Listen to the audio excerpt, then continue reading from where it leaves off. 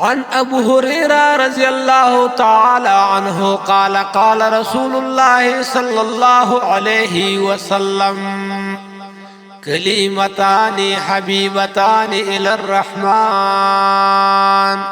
خفيفتان على اللسان ثقيلتان في الميزان سبحان الله وبحمده سبحان الله العظيم. حضرت ابو هريرہ رضی اللہ تعالی عنہ رسول اللہ صلی اللہ علیہ وسلم ارشاد مبارک نقل کرے دے.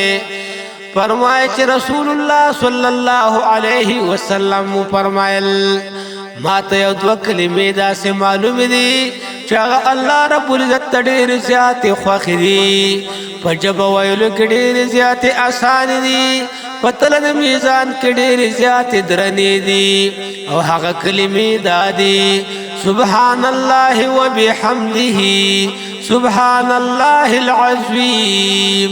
دا دو داسې کلمې دي چې دا څوک په پابندۍ سره وایي نو که د ګناهونو د سمندر د زګ رمي الله رب العزت به ورته معاف کړي. نو زما ورونو دا دوه کلمې چې په ژبه څومره ډېرې اسانې دي او د دې فایدې ډېرې زیاتې دي نو موږ او تاسو له پکار ده چې بار بار د دې ذکر کوو چې الله رب العزت موږ او تاسو ته ګناهونه معاف کړي. سبحان الله وبحمده سبحان الله وبحمده سبحان الله العظيم.